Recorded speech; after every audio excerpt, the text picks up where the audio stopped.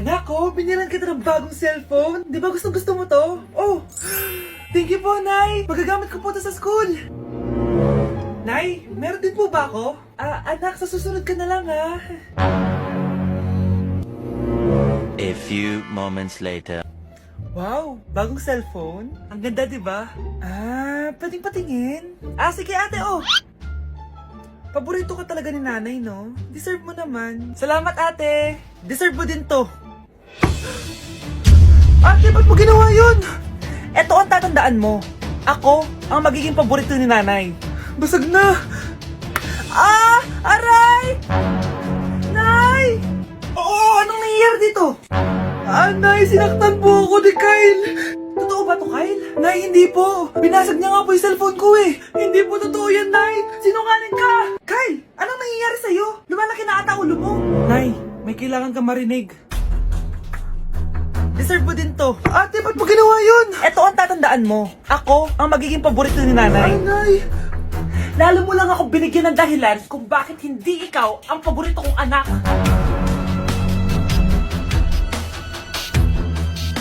Anak, kailan mo ako papakilala sa girlfriend mo? Nay, wag po kayo magagalit. Girlfriend ko po kasi yung anak ng kapitbahay natin. Yung mayaman na kapitbahay natin. Opo, Nay. I like your taste, ha? Nasaan na siya? Nandito po siya, Nay. Papakilala na kita. Babe, halika. Hello. Ikaw pala yung girlfriend ng anak ko. Anong pangalan mo? Ako si Kendall, ang pinakamayaman at pinakamaganda dito sa barangay nyo. I like your confidence. By the way, kumain ka na ba, Iha? Hindi pa. May masarap ba kayong pagkain dito? Oo naman, masarap ako magluto. Tara, kain na tayo. Ito, kain na tayo. Sarap. Yuck! Disgusting! Ang pangit na lasa! Lasang... Grabe ka naman! Nagsisisi akong pumunta pa ako dito! Babe, magpapaliwanag ako please! Ang papangit nyo! Tita! Bastos ka ha! Ikaw na nga binibigyan ng pagkain! Nag-iinarte ka pa! Tita po! Sorry na po, tita! Nay! Lumayan ka dito! Nay, ang taas ng grades ko! Congrats. Kain tayo sa labas, Nay. Sabi niyo pag mataas grades ko, kakain tayo. Wala akong time, anak. Nay, nagugutom po ako. Anak, may ginagawa ko. Nay, di po ba kayo magluluto? Ano ba yung anak? Ang tanda mo na, di mo pa rin kaya magluto para sa sarili mo? Kita mo ang dami ko ginagawa dito? Storbo to. Sige po, Nay. Ako na lang po magluluto. Mari! Mari, ba't parang takot ka? Ang dami na kasi nawawalang bata sa barangay natin. Yung kapitbahay natin, 4 na araw na nawawala yung anak niya. Baka naman nag-away lang sila tapos lumayas yung anak niya. Basta ikaw, Scarlett, palagi kang mag-iingat ha. Sige po, tita. Masyado ko nagpapaniwala sa fake news, Mari. Nay, tignan niyo po yung drawing ko. Ang ganda, anak. Di mo pa naman nakita eh. Nay, punta po kayo sa school bukas. Kakanta po ako sa stage. Sige anak. Pupunta ako pag may free time ako. Talaga, Nay? Yay! Uy, Mare, kakanta anak mo ngayon. Hindi ka pa pupunta? Hindi na siguro, Mare. Marami pa akong gagawin. Hinihintay ka nun. Pagbigyan mo na, minsan lang. Naku, Mare, sagabal lang yun sa trabaho ko. Sige na, marami pa akong gagawin, no? Nasaan ka na ba, Nay? Malapit na akong tawagin. Hindi ka mahal ng nanay mo. Mahal ako ng nanay ko! Tao po. Bakit po, sir? Kayo ba yung nanay ni Scarlett? Opo. Ma'am, nawawala po yung anak nyo. Ano? Si Scarlett? Aware naman siguro kayo na maraming nawawalang bata dito sa barangay natin, ma'am. Scarlett? Yung iba, ma'am, hindi na namin nahanap. Napakawalang kwenta mong nanay. Disturb mo yan. Hi, Bes! I'm back! Bes, pupunta ka ng ibang bansa? Hindi. Dito na ako titira sa inyo. Hi, tita! Anong ulam? Samantha! Halika na dito, be! Niluto ko paborito mo. Yan yung gusto ko sa'yo, tita eh. Scarlett, lagay mo na nga ito sa kwarto ko. Kwarto mo? Ang kwarto ko ay ang kwarto mo. Wawa. Ano kaya pwede kainin dito? Ano ba yan? Bakit walang laman? Grocery naman kayo, bes. Sorry po, nakakahiya naman sa'yo. Mahiya ka talaga. Ito na lang lutuin mo. Walang ya talaga tong babaeng to. Lagyan ko kaya to ng lason. Ay, tita, sobrang lakas uminom niya ni Scarlett. Tapos puro lalaki pa yung mga kasama niya. Aba, humanda talaga sa akin yung babaeng yan. Walang yatong si Samantha. Sinisiraan pa ako sa nanay ko. Bes, Kailan ka uuwi? Anong uuwi? Hindi na ako uuwi, bes. Inampun na ako ni tita. Ay, hindi. Umalis ka na. Ginagawa mo akong katulong dito. Tapos kung ano-ano pa sinasabi mo sa nanay ko. Oh, anak. Ba't mo naman pinapaalis si Samantha? Wala naman ginagawa masama yung tao eh. Oo nga. Ang bait ko kaya. Kung hindi siya aalis, ako ang aalis. Friendship over na tayo, Samantha. Lalayas na ako sa bahay na to. Parang mas anak pa ni nanay si Samantha. Alam mo na ba yung nangyari kay Samantha? Bakit? Ano meron kay Samantha? Tignan mo to. Nay! Nay! Oh, di ba lumayas ka na? Paalisin mo na yan si Samantha! Sino siya, anak? Tinawag mo bang anak si Samantha? Ay, hindi ko alam, Nay. Paalisin mo nga yan. Hoy, babae! Kung sino ka man, umalis ka na dito! Death certificate? Hindi naman patay si tatay ah. Anak, alam kong nasa kwarto ka ng tatay mo. Si nanay. Anak! Nay, tawag niyo po ba ako? Wala. Kala ko nasa loob ka eh. Sige, Nay. Gagawan ko na po ng pagkain si tatay. Kailangan ko malaman ng totoo. Sorry, Nay. Kailangan kong gawin ito sa'yo.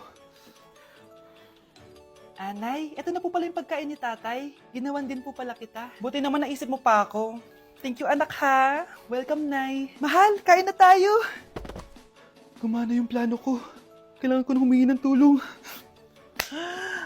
Ang galing mo din, Scarlett, no? Pero mas magaling ako. Nay, hindi ka nahimatay. Anong akala mo sa akin? Tanga? Inamoy ko yung pagkain na binigay mo sa akin. At kaamoy niya yung lason na nilalagay ko sa pagkain ng tatay mo. Ang sama mo, Nay. Well, kailangan ko ang pera ng tatay mo. Inasawa ko lang naman yan kasi mayaman siya. Ipapakulong kita sa ginawa mo kay tatay. Sa tingin mo, maniniwala sa'yo ang mga pulis? May CCTV tayo sa bahay. Kitang-kita dyan na ikaw ang gumagawa ng pagkain ng tatay mo. Kanina pa nasa ko lang mga pulis. At naririnig nila lahat ng sinasabi mo. Mga pulis? Nasaan na siya? Nakakatakot!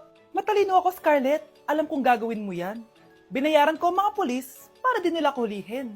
Pera-pera lang. Walang iya ka talaga, Nay. Sumama ka na sa akin. Itali nyo na yan.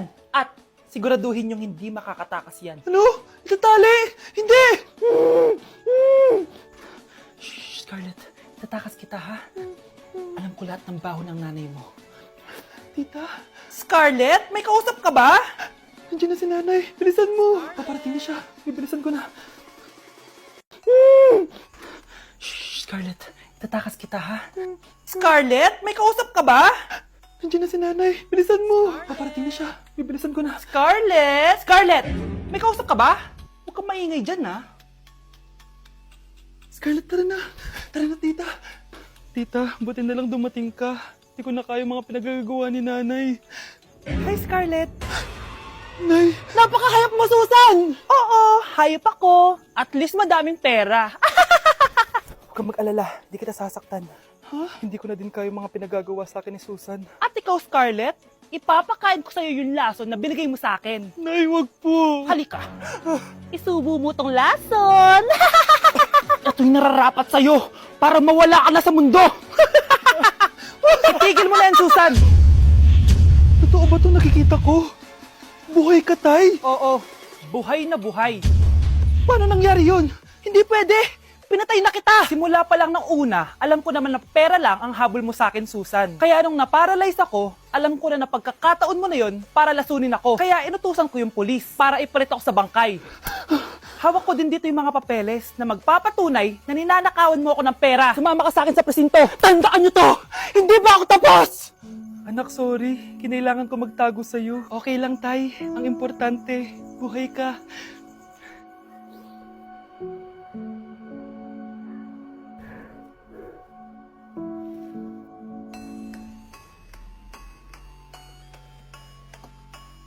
Kapag pinirmahan mo to, akin na lahat ng mga kayamanan mo. Oh, pirmahan mo na. Tita, wala naman ako field trip ah. Hindi pa ba sinasabi ng teacher niyo na may field trip kayo? Anak, okay lang. Pipirmahan ko na to para makasali ka sa field trip niyo. Walang iya ka talaga, Rosa. Wala ka talagang titira sa akin, ha? Manda ka talaga sa akin. Mabilis ka talagang utuin, Susan. Salamat, Mare. Ramon, napapirma ko na siya. Atin na ang bahay, pera at mga ari-arian niya. Magaling ka talaga, Rosa. Kaso kailangan na natin kumilos na mabilis. Kasi sabi ng doktor, nagre-recover na yung mata niya. Ano? Kaya bukas na bukas din, papalayasin na natin sila. Total, nakuha na natin ang gusto natin. Nay, bakit mo pinirmahan yun, ha? Maliban natin kung ano nilalaman ng papel na yun. Huwag kang mag-alala, anak. Malapit nang matapos ang maliligayang araw ng tatay mo at ng kabit niya. Tita, bakit may dala kang maleta? Aba, syempre. Lilipat na ako dito sa bago kong bahay. Ano?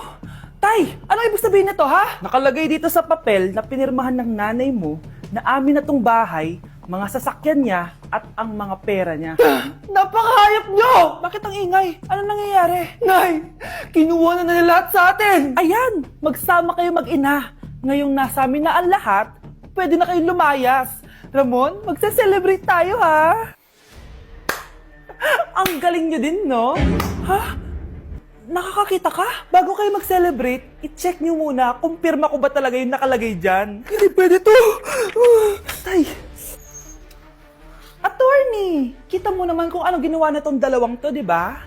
At nandito na rin ang ebidensya na magpapatunay na naghaharutan sila sa loob ng bahay ko. Anong gagawin niyo sa amin, ha? Mahal, huwag mo naman gawin sa amin to, please, oh. Magbabago ako, please. Oh, eh! Sorry kung natatapakan kayo pagka-love team nyo, ha? Arestuhin nyo na yung mga yan. Mag-celebrate kayo sa kulungan. Kayong dalawa, sumama na kayo sa akin sa presinto.